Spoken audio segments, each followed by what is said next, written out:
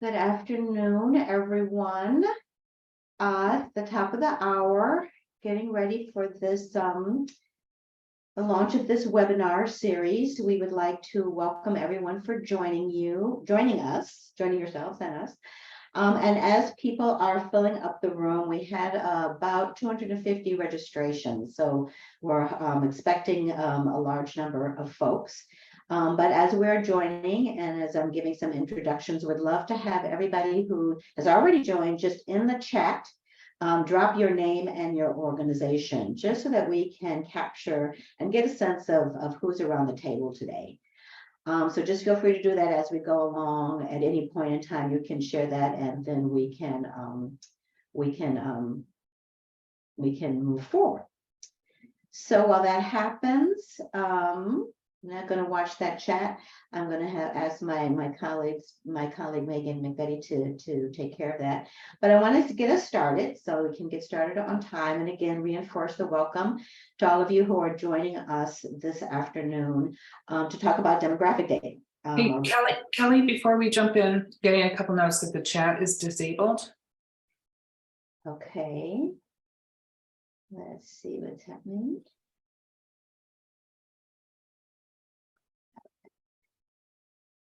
Okay, let's see. Let's try again, folks. See if they can try again. Sorry about that. And if you have any problems, other problems, let me know.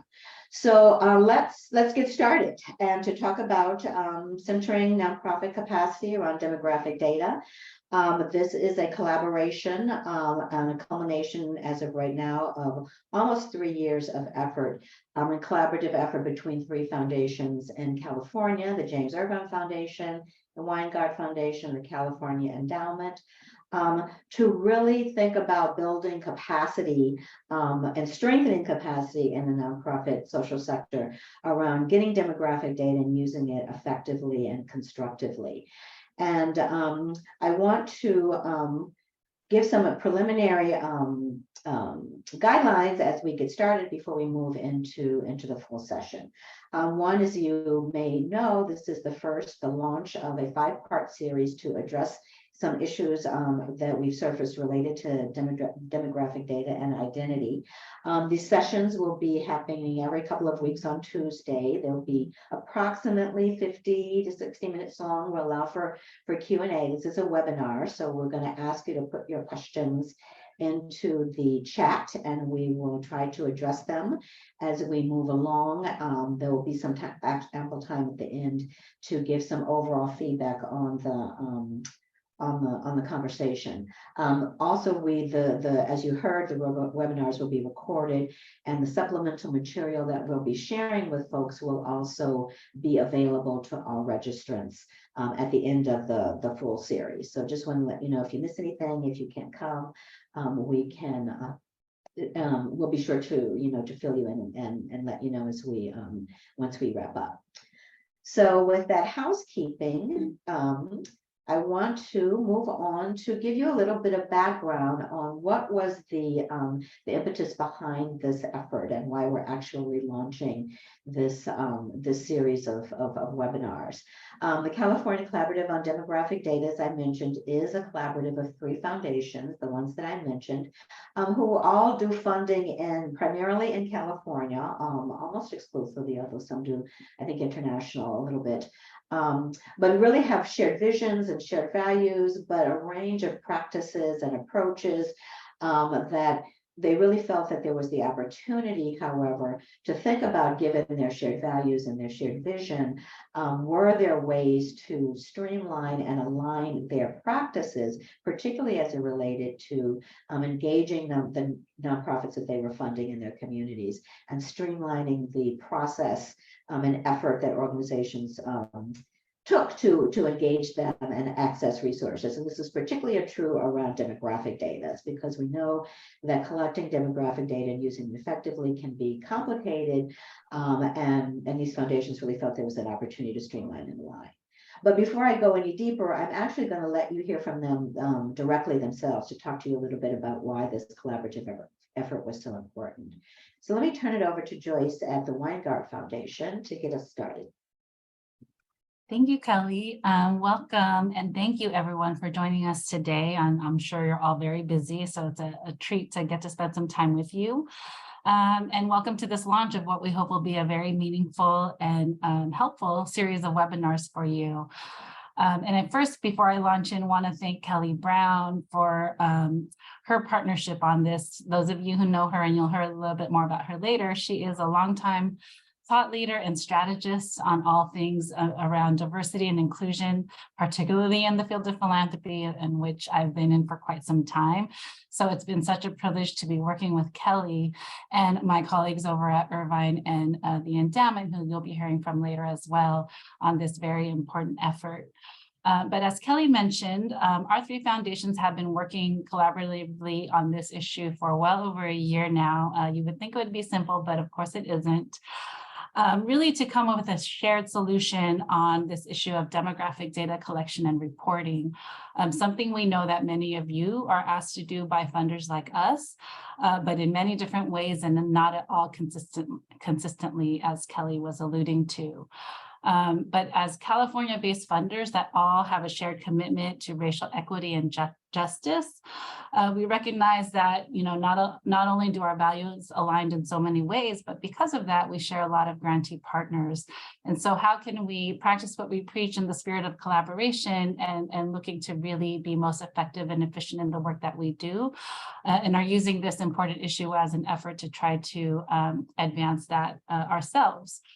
For a couple of reasons, really to inform how we center our grant making with a racial equity lens and ensure that the people, the organizations, and the communities that have been historically excluded from philanthropy and traditional and institutional funders like us are included and prioritized in our grant making.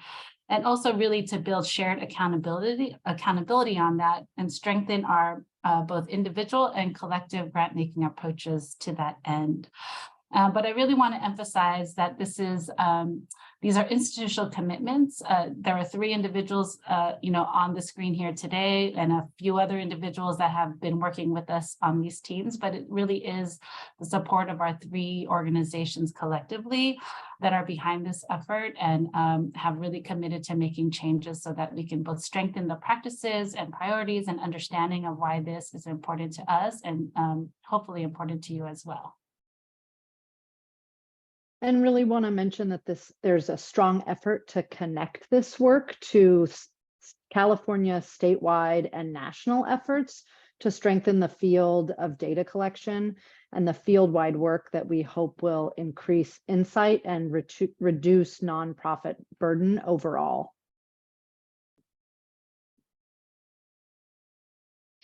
Hi, I'm Han Kiao Yu. I'm the Chief Learning Officer with the California Endowment. Welcome, everyone. Really during this collaborative and creating this project, your voices and experience were really important to us. We wanted to center nonprofit organizations and what you face rather than what foundations need. So the three of us, the three foundations, also brought a strong commitment to providing the support needed to strengthen capacity around this data. As you'll hear, this webinar series is a direct response and suggestions that we receive from you all. Thank you for joining us today, and we hope that you'll sign up for the entire series. And so now it's my pleasure to turn it back to Kelly Brown. And as Joyce said, Kelly has considerable knowledge around the issues of the intersection of philanthropy and demographic data, and has partnered with us since 2021 around our collective efforts. So thank you, Kelly. I'm really looking forward to this webinar. Great, thanks to all of you. And it really has been a robust and fully collaborative effort. I just want to acknowledge some additional partners who've been around the table, joining Joyce at the Weingart Foundation. Angela Carr and Amy Freeberg have been active participants. Joining Kelly at the James Irvine Foundation has been Kim Canfield. And joining Han at the California Endowment, Elizabeth Tabita, Patricia Avila Garcia have been active partners, as well as Mona Jawar, who was formerly at the TCE, but who provided considerable leadership in the first part of this effort. So really wanted to just acknowledge all of the hands that have been around this table to make this collaborative work and who have given input into this to this robust effort, we look forward to, to sharing what we've learned with you as we move forward. So as Han mentioned, and as Joyce mentioned, I've been in this work for a long time. My consulting firm is about a little over 25 years old, and I've been sort of in and out of foundations and in community, helping to sort of translate between nonprofits and foundations and philanthropic leaders around the best ways to support and strengthen underserved communities. Most recently, I was, although it's been, over 5 years now, was the director of something called the D5 Coalition, which was an effort, a 5-year effort in the field of philanthropy to strengthen the field with a commitment to diversity, equity, and inclusion, and had 5 key goals that we were trying to achieve or at least advance in that 5-year period. And one of them was strengthening the data collection system and the information system so that we could answer other questions that were of concern. So that was really where we started to lean in to this to these efforts around demographic data. But it's important to note that that really built on and partnered with a range of other efforts in the field in philanthropy, including Change Philanthropy, which is a collaboration of affinity focus groups and social justice affinity, philanthropic affinity organizations. The Greenlining Institute was an early partner out in California and pressing for demographic data. What is now Candid, which was formerly the Foundation Center, and GuideStar is a key partner at the level of national data aggregation and really strengthening the ability to make meaning of the robust data that is being generated in the nonprofit sector. So a lot of my work has been focusing on the best way or the best ways to do and engage this data and to strengthen the field as a result of it. So before we jump into the meat of the sessions, I want to just get a quick sense from you about your efforts to collect demographic data. So why not, if we would ask you to take some time to answer this poll. It's really what are your current relationship to demographic data? Are you collecting it? If you are, on what? On who? Other? Well, as we go through the weeks ahead, we'll dig deeper into each of these parameters, as well as the parameters of the kinds of demographics that folks are engaging. But we just want to give a sense of where where folks are now. Again, as the poll is running, and we're seeing we're getting good responses. One of the big thrusts, as I think Joyce and Kelly and Han mentioned, of this collaborative effort, was to really lean into and center nonprofits and really understand what their current practices and capacities were, because we felt that there were a lot of assumptions about what nonprofits could and couldn't do with respect to this data, but we didn't really know for sure. So a big part of the effort was leaning into that, and we found some surprising results, or I guess in some cases not so surprising, given this, the results of this poll, is that a lot of you are already engaging with this data, and particularly on data for yourself and your own organizations and your constituents. So let's give it a little bit more time and see if anybody else wants to chime in.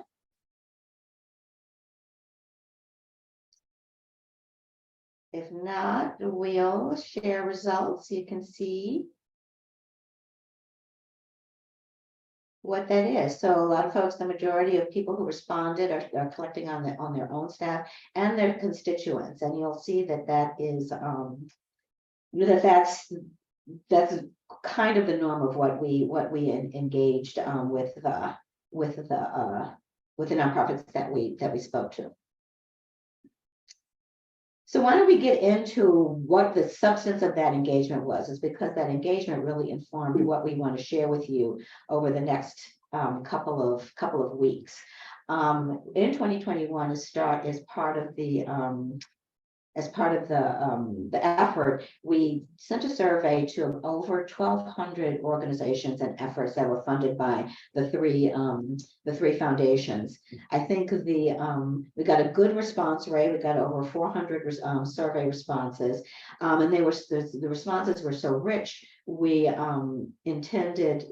followed up with a robust set of focus groups that were designed across a range of parameters in terms of size of organizations, geography, type of work, issue area. We really tried to get a mix of the spectrum of nonprofit work, because we had a sense that by diversity and variation was going to have relevance for how folks engaged demographics and data and identity, and what they collected it on, how they used it, what were the challenges. So we really leaned into that and got a lot of rich feedback, which informs the substance of what we'll share today. What we found, I think, was surprising to a lot of folks was that the overwhelming majority of people who responded to the survey and engaged in some way were collecting demographic data in some way. You can see that's validated by the poll here. But what was even more interesting, and I think alarming, although it did also validated some things, was that 81% of the folks who collect the data share it with over 93 different entities. So we actually asked people to list out or indicate who they collected demographic data for and shared it with, and they listed over 93 different entities. The majority of those entities were government agencies at various levels, both local, state, and federal. About 25% was with 5 private foundations, but a big chunk was with peers and collaborators. So clearly the organizations are engaging this data robustly, but what we also heard was that people, because it was such an active part of much of their work, they really needed to build and strengthen their capacity to collect and use it more effectively and in a more aligned way with partners and peers in the field. And so while we noticed from our engagement, there was this burden in terms of multiple requests for data, there was a real robust need to build the capacity to understand and use it better. So all of that was formulated into what we surfaced were the key issues that organizations encounter when engaging this issue. And so even though many of you are collecting it and sharing it beyond what is required, people are also struggling with, for various stakeholders in their organizations, what is the why? What is the importance and the rationale for collecting demographics and understanding and assessing it? And so what we'll spend to much of the rest of this session is really helping people articulate the why and really giving some substantiation to why this is so important. We also heard that people want to build skills and comfort around engaging identity, which is really what demographics is all about, how to build that muscle. People wanted to know how to ask the questions, what are the terms to use, how to navigate terms that are changing, that are evolving, that are emerging, and even some contention potentially within communities around the terms. So people want to understand and use tools that are getting it right. What are the processes and the mechanisms for getting the data, keeping it safe, sharing it? What kind of organizational capacity really needs to be built? And finally, most importantly, is how do we use it effectively? A lot of folks were robustly using it to inform programs that felt they could be strengthened in that area. And again, really wanted to understand how their data could be informed by and inform broader data for the field. So those were many of the themes that came out of that engagement and broader research, and how we structured this series of webinars and materials we want to share with you. So we hope that we will have some insights and practices that will address some of these things. Although it is important to note that there are still a lot of open questions and a lot of things that need to be solved. Some of it has to do with the organizational forms like fiscally sponsored projects and universities and what have you. But much of that is on the radar screen, is in the process of being addressed. So I want to start with something that seems pretty basic, but which has actually been an effort to help people understand what this data is. Demographic data is essentially the quantitative study of the human characteristics and populations. It's a robust field. It's well engaged by many, almost all fields of social science and government. It's often framed more narrowly in terms of diversity data, really with a mind to understanding how diverse are certain contexts and characteristics, and sometimes it is perceived, I think, as data that can be used in a putative way. But really, this is rich data on who people are and how that's changing and why it matters. Often demographics also focus on what we're referring to as intrinsic characteristics, such as gender, race, ethnicity, sexual orientation, ability, things that are in many cases, most cases observable, although we'll get into that, and immutable, although we'll get into that too. Some of those things are not as explicit and as immutable as we think, but that's often where race and ethnicity, sexual orientation, ability sort of fall into those categories and span a number of other demographic characteristics which people are often interested in, which are more acquired, like your politics, your party, your social economic status, your military service, things that change or acquire. There's there are not clear lines between a lot of these things, and we really want to assert that some are not more than others, and the way they matter are often in intersection. But we just wanted to outline that and reinforce is that demographics is a very robust and highly engaged field that we can learn a lot from in terms of folks learning and research. As we know, governments use demographics. They do the census every 10 years and censuses in between to inform redistricting, to inform how government resources are deployed, to inform many kinds of aspects to how government agencies operate. Of course, businesses use them to understand markets and product design and how things are changing. Philanthropic organizations use it to inform their grant making, how to ensure that communities are included and communities are not missed. Human service and advocacy organizations use it to understand who's being reached by their messages, either effectively or not effectively, whether programs are relevant. And of course, political campaigns use this across parties. It's not a partisan issue, demographics. All parties use it to really understand voting patterns and how to design messages. So this is all to reinforce why demographics is important in general. But sometimes I think in our sector, we need a little bit more concrete ways in terms of understanding how, why understanding who you're serving, engaging, reaching is really critical. And I came up with this example of, a veterans program, let's say, for example, that purports to serve everyone, reaches out to everyone, does not discriminate in terms of their efforts, and provides services to both male and female veterans. And they use, let's say, a measure called Net Promoter Scores to assess how good their programs are in terms of a score of who's likely to recommend their programs. And they use this as a measure of change over time. And if they just have overall generalized data, they might see that their Net Promoter Scores are going up. 6 would, some would recommend it as a 6 over time, some would recommend it as an 8. But if you really were able to look beneath the data, the aggregate data, and separate it out by gender, you would see potentially some different patterns emerging that would give you this program insight into how to change and refine and understand what might be going on, given that even though overall the numbers are going up, something is happening underneath with respect to men and women. And that data provides you with the opportunity to really focus on refining and fixing and adjusting programs in a way that actually might ultimately overall raise your outcome and your impact. So you could go from, instead of a 6 to 8, go from a 6 to 10. Oftentimes people, when people think about engaging demographics and saying, well, we're already doing good as it is. What we're trying to convey is that demographics can actually help you do even better. And not only can it help you refine existing programs, it can really help you think about planning for the future. We live in an extremely dynamic and complex time, and organizations really need to understand the trajectory of their communities and their programs and plan for the future.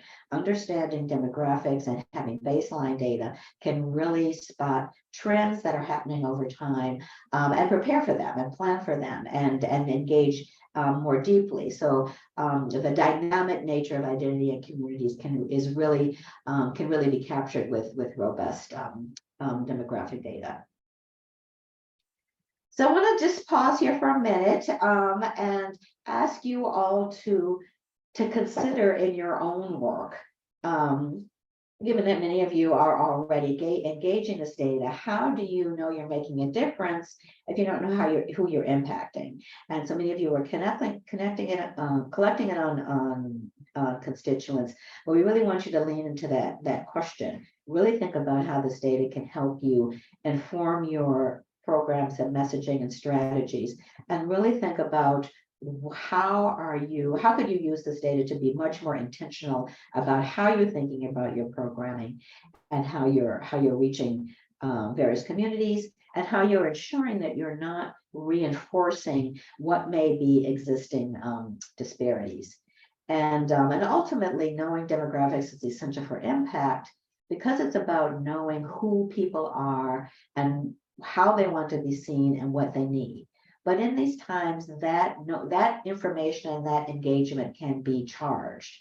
And as we go through the sessions, we'll go more deeply into how to support efforts and capacities to translate what seems like raw, hard data into actually the meaning of understanding identity and the complexity underneath that, and to navigate what can sometimes be highly charged conversations and interactions around who people are and how they're changing. This relates, I think, in important ways to how people think, and it's interesting that most of you were already collect information on your boards and staff, is that while there is often a leaning toward understanding constituents, understanding your own makeup and your own human capital is also really critical, and why it's important to understand your own relationships and your own makeup, because it helps you think about your recruiting strategies, the kinds of networks that you form, the kinds of partnerships that you enter into, and information and real data can help inform those strategies. This is just an indication and an illustration of why that's critical. All of you, or at least most of you, unless you're a local chapter of a national entity, understand that what is happening across the country is already happening in California.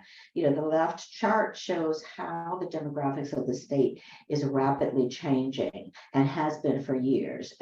If you're already a minority, or as they say, majority minority population, meaning that at least along the lines of race and ethnicity, everyone is a minority, and that's a real opportunity. But the graph on the right reflects just a constellation of organizations that were funded by California Foundation and collected some demographics on themselves and their leadership. And it's clear that there is a meaningful disparity between the senior leadership of some of these organizations and the constituents that they're serving.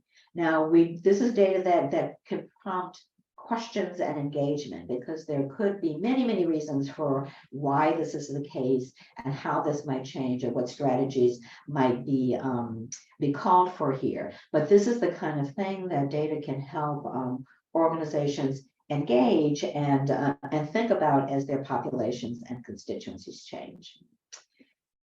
So I want to pause. I saw someone in the chat ask for the deck, and yes, there will be the decks will be available. They will be made available at the end, and in addition to supplemental information that we'll provide along the way. But just want to stop and see if there are any questions that folks have along the way.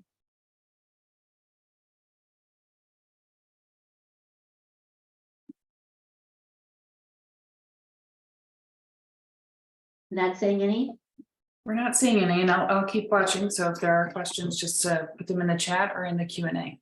Yes, we encourage you to ask questions or make comments. I would love to just hear your feedback and engagement on these preliminary issues. So feel free to jump in. So we just want to reiterate again how this data can be helpful. And it isn't always helpful to organizations that may be trying to transition or trying to quote unquote diversify, even though, as I mentioned, that's often how this data is framed. This is essential data that can really help organizations that are already grounded in diverse communities and communities of color, what have you, or even communities around other particular demographic affinities, can really draw on this information to strengthen their programs and to also align with partners and peers in the field. One thing that we also really noticed and wanted to reiterate was folks really felt the need for how to connect their data and their information with their peers and colleagues, and to do that effectively and robustly and efficiently. And that's really, really critical.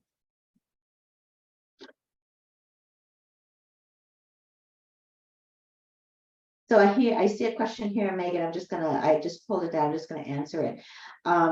And you know, how organizations address disparities and outcomes is really one of the most important things, is because you can't address disparities and outcomes if you don't understand, if you don't know that the disparities are there.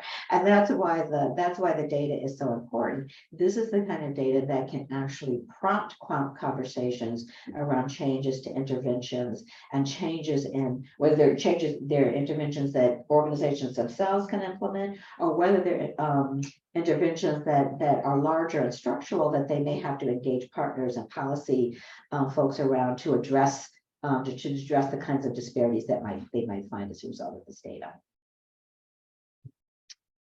Is there another one you want to surface?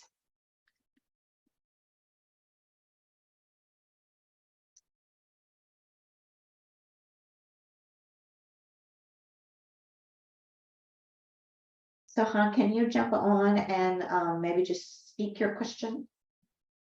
Great, and you may be going into this segment right now, but we care a lot about the proximity of our partners to the communities which they serve. So how do these data speak to how they're proximate to the experiences of our communities?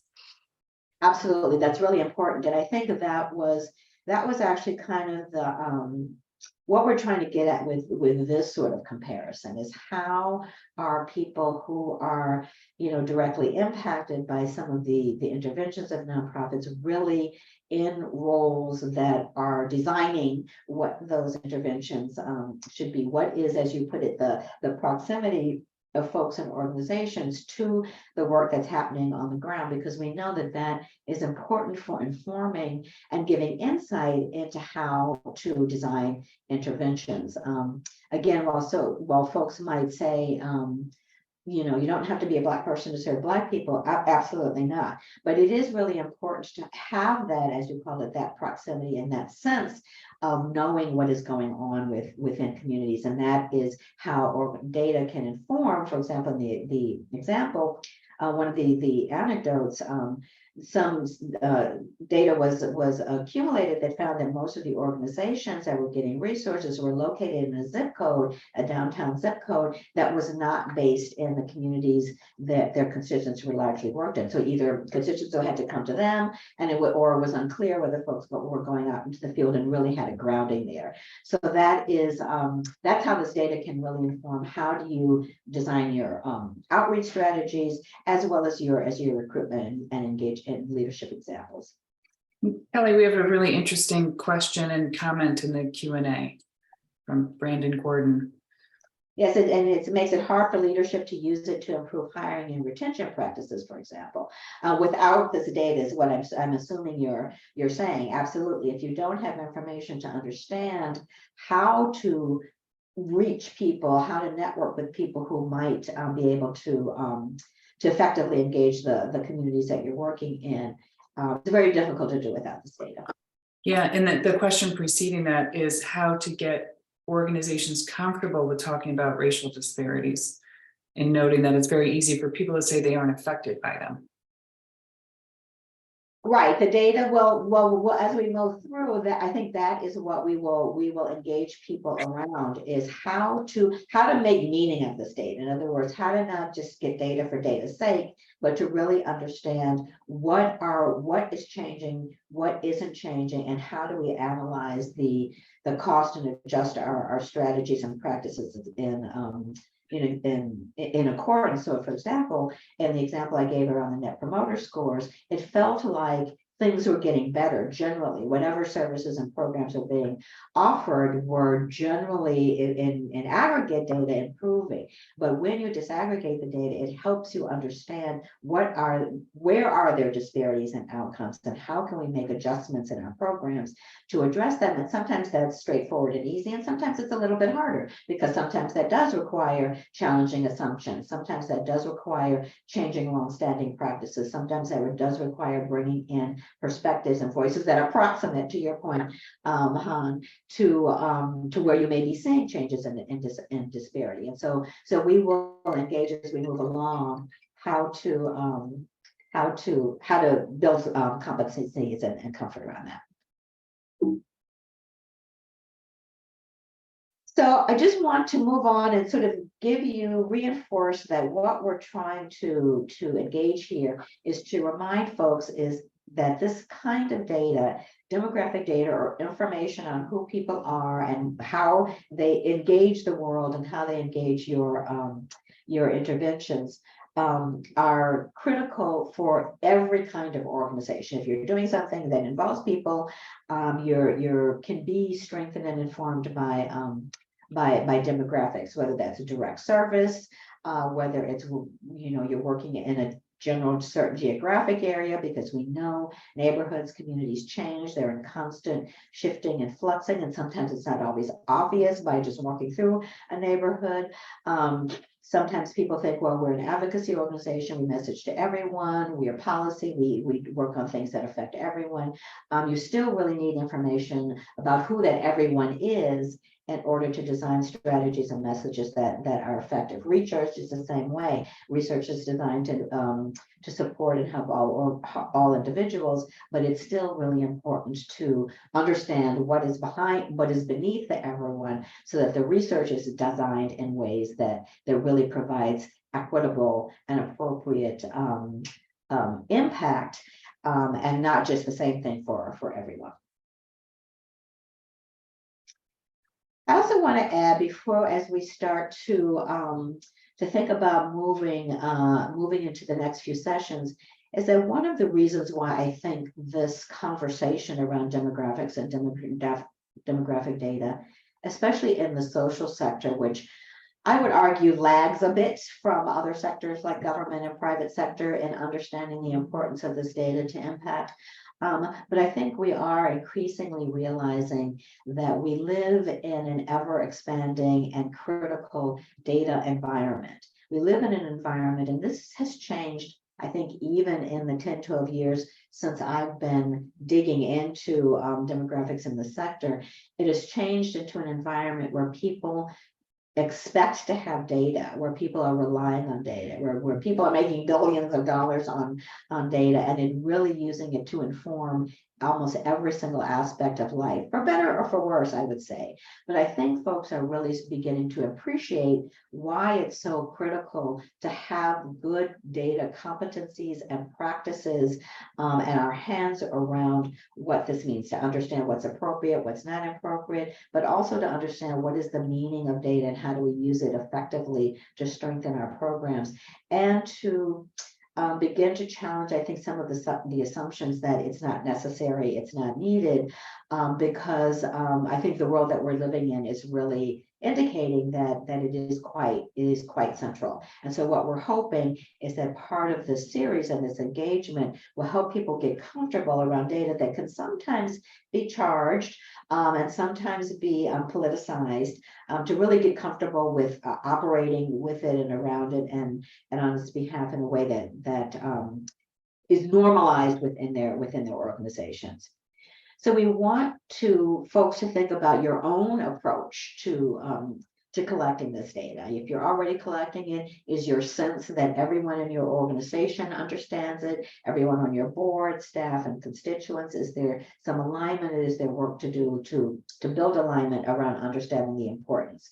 Do you have clear questions that you think this kind of data can answer or address? Again, oftentimes we hear that people collect this data because either they need to report it or because they think they should, but they still aren't really sure what questions they're trying to answer and the why, which is why we started this seminar with the why of this data, is really the foundation for the what, meaning what do we ask, and the how, again, how do we get it? And then the to what end, meaning how do we use it to really advance equity, to strengthen our programs, to address disparities, to robustly build our human capital. What are our whys around, what are the questions that we really want to answer? And then what do we need? What kind of support, what kind of skills do we think? How is there upfront investments in building capacity? Can we develop plans to institutionalize and streamline it and better integrate it into our organizational processes? These are the questions that we want people to engage and bring and will help answer over the next period of time.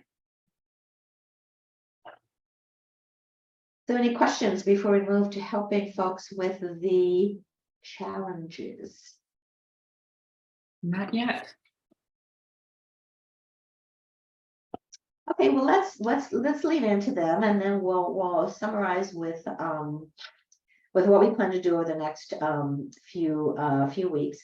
And one is we do want to acknowledge that there is sometimes, as I've implied or referred to it over the way, there's sometimes resistance to this data and engaging issues around identity. Sometimes, particularly when the conversation is between nonprofits and foundations, there's a sense of there are diversity measures, will be held accountable, will we be penalized if we're not diverse, if our numbers aren't good? So that sometimes is a challenge that people face. Again, sometimes people just don't feel comfortable engaging identity. What if we say the wrong thing? What if we use the wrong term? What if people don't like to be asked these questions? Let's just pretend it doesn't matter, or let's just guess.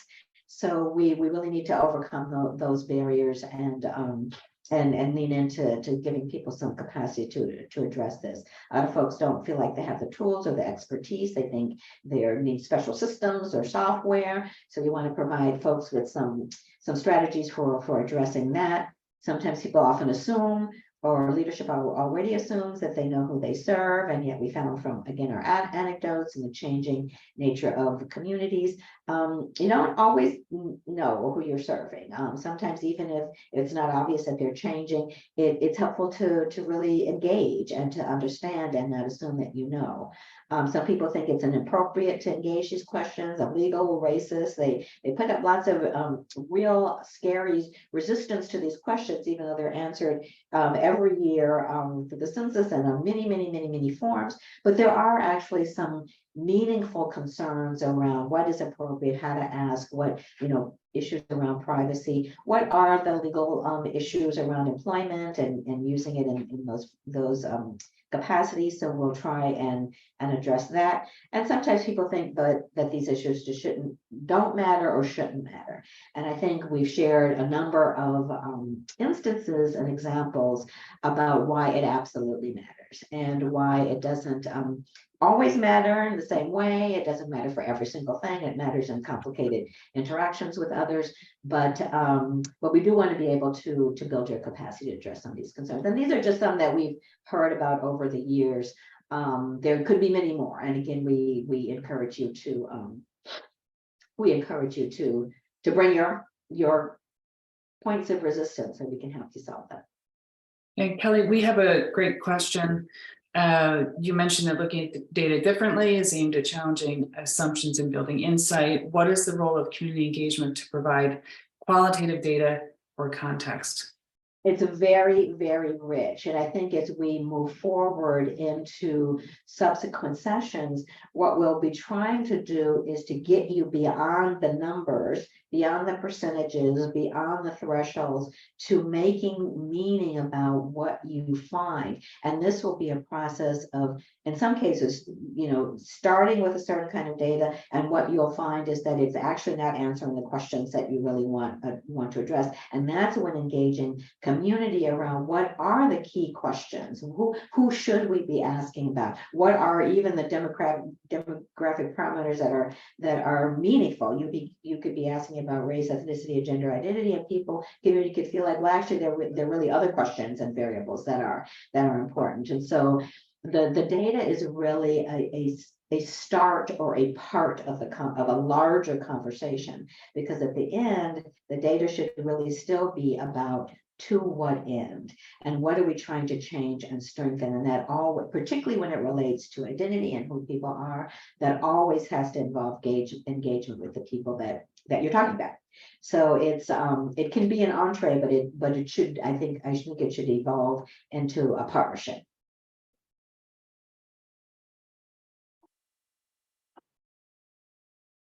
So I wanted to, as we wind down this initial session, just mention and reiterate what some of our foundation partners indicated early on, was that what we're trying to do here, this effort, as I mentioned, was unique in its intention to lean into really understanding nonprofits' issues and concerns and capacities, and focusing on the foundations and their scope, which is in California.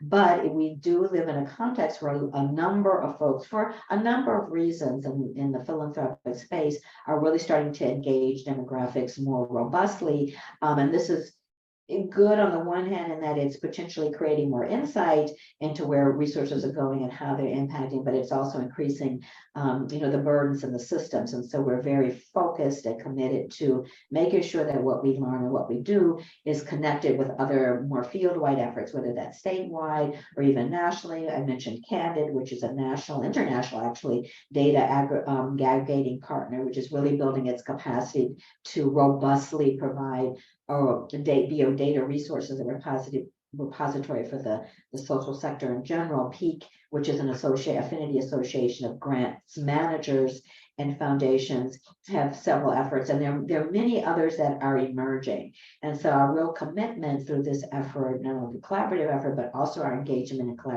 collaboration with you, is to really sort of use this to inform those efforts and to bring what is happening in those efforts into this conversation and insight. But all of it, which is comforting, is with a shared goal, which is to reduce the burden and the constraint and the cost for nonprofits and projects engaging critical information, and in the process really build and strengthen the insight that everybody actually can gather and take away from this.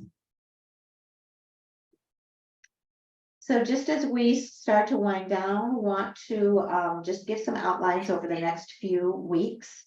Megan, are you jumping on, or if I move to this? Say that again, Kelly? Okay. We don't have any questions now. Okay, so 2 weeks from now on May 9th, at the same time, we'll move into what we're calling the tools and the taxonomies, which interestingly enough is often when you have these conversations is where people start. What tool should I use? What questions should I ask? How should I use Latinx? What is the nomenclature? How do we navigate those things? People often start there, but we try to wind back and start with the why. What questions do you want to answer, and what are you going to do with it, and ground that, and then that will help inform the kinds of tools and taxonomies. And so what we'll be discussing on the 9th is really thinking about giving you a little bit of background on the current conversation around different concepts and terms with respect to race, ethnicity, sexual orientation, and gender and ability, and talk a little bit about the implications of what that means for how organizations what are the tools that organizations need to do to ensure that they have the insight and the granularity that they need from their communities, while at the same time being recognizing that there are larger field-wide and national efforts that can be informed and inform their data collection processes, and how to sort of thread that line with the tools and the terms that you use. 2 weeks after that, we'll engage in collection strategies, like how to get the data, how to keep it safe, the variation between surveys and administrative data. We'll share a little bit about those processes. 2 weeks after that, we'll engage in how to use the data. It's like, what are folks using it? That's where we'll address some of the questions and the things that folks raise. What are the kinds of questions that this data is trying to answer, may not be answering? Who else should we engage in this? What other kinds of data might we want to use and collect? Because at the end of the day, we're actually trying to use it for to make change. And then what we have currently planned is that the last session will be kind of an open town hall for open questions, more discussion between all of you about what you've learned, what you all are practicing. As we move along, we'll be gathering information from you and insight from you, questions from you that we'll try and answer as we move through the series. But we want, as of right now, we're holding that session for kind of an open space to to discuss and share and answer questions and potentially give feedback on what might be potential next steps. So I think Megan has put into the chat a link to a very quick survey, which is our first step in getting that feedback. So we'd love to hear your reactions to this initial webinar, but also what you might like to see in upcoming sessions and see addressed. So whatever, some of your issues and concerns that you have that may not be captured, at least obviously from what we've outlined here. And we really will take this, this feedback and refine and improve as we move through.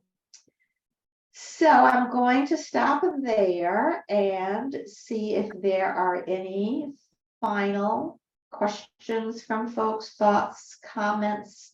Now is an opportunity to engage and put some things on the table so that we can take them into consideration.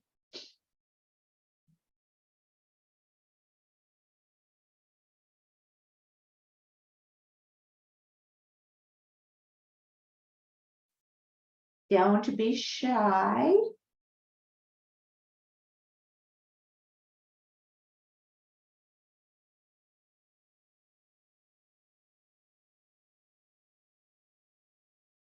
So if not, that will be all for this session.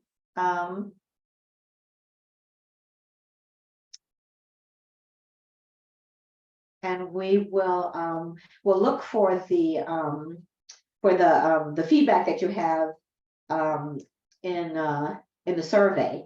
But we would love to hear your feedback on process, engagement, as well as content and what have you. So I'm going to see if there is if there are any final thoughts or insights from our foundation partners that you want to share as we move into subsequent sessions.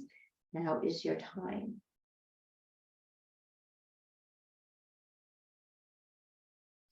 Just another appreciation to you, Kelly, for all of the information that you so eloquently provided in 50 short minutes, and encouragement for everyone on the call today to come back. I think we're really going to get into the meat of some of the stuff we heard directly from many of you, and we look forward to engaging in that conversation. Han or Kelly, Martin, any other thoughts? No, I echo your sentiments. Thank you, Joyce, and thank you again for joining us. We look forward to seeing you in the next webinar.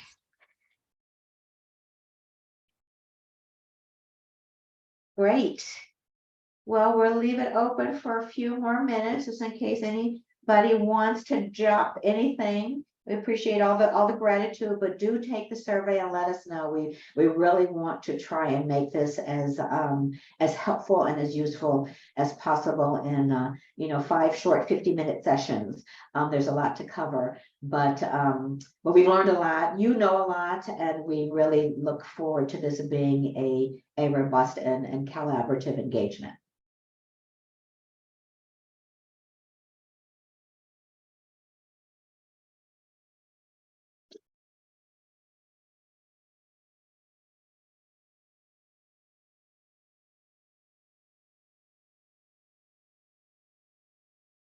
One thing I did forget to mention was my 2 colleagues that I'll be working with have been working with for some time, Megan McVetti and Audrey Campbell, who have joined us and have been listening in. You'll see them around the table over the next few weeks, and they'll be sharing more about themselves and their own work. And again, we'll be giving more information at the end of the full series on all of the decks that will be made available, as well as the supplemental materials that we'll be providing and reading.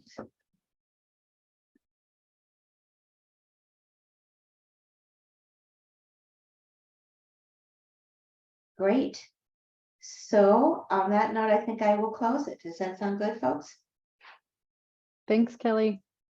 Thanks, everybody. Until next time.